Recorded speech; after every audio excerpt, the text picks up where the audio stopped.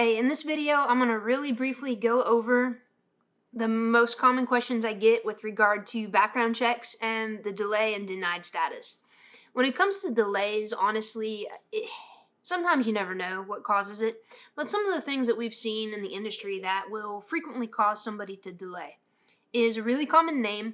If you're a junior, a senior, a second, a third, a fourth, anything like that, they got to check everybody, so a lot of times that'll delay. If you've got two middle names, two last names, no middle name, anything that puts you in kind of a weird boat with regard to your name, hyphens, apostrophes, weird characters, don't know what it is, but it seems like anybody in those categories always delays. They eventually clear, but they always delay. And then the other thing is somebody else with your same name is a bad person.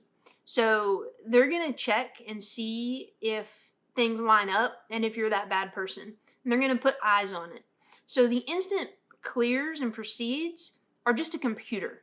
So if the computer's like, oh, wait, hey, yeah, okay, this guy might be good, but we want to make sure it's not this guy, it's going to queue it to an agent, and that's going to be a delay as far as the system's concerned.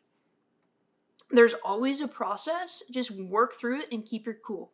The dealer you're trying to buy a gun from wants to sell you a gun, but they're bound, and I'm bound by federal law and state laws governing that transaction. So work with us. Let us help you. We'll guide you through that process.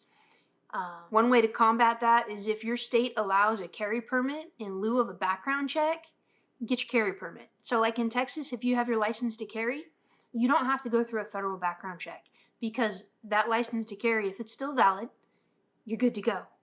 So the other thing would be to work with your local dealer and the process to get a unique personal identification number to add to your paperwork for future purchases. That'll help kind of streamline it and let them know, hey, no, it's this good guy, not the bad guy.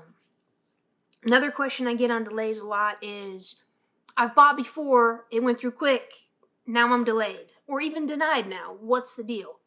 Well, if you know your background's still clear, odds are somebody else with the same name did something bad.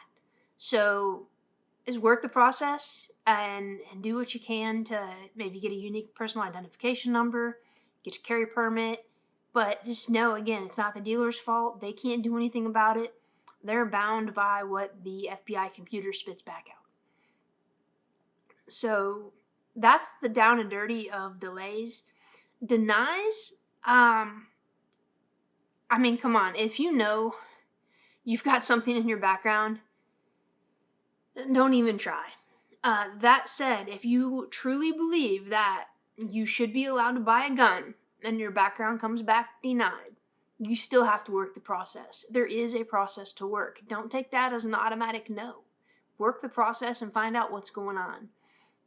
Sometimes a parking ticket that you may not even realize got issued, turned into a bench warrant, you're going to get denied because you have pending litigation. So it's not always something you actively did. You may have not realized something, but work the process and work through it. For more information on delays and denies, please check out one of these other two videos I've got on my page. They go into more detail on those. But this is just the down and dirty on them. Don't freak out. Work the process and communicate with your dealer. Thank you for watching.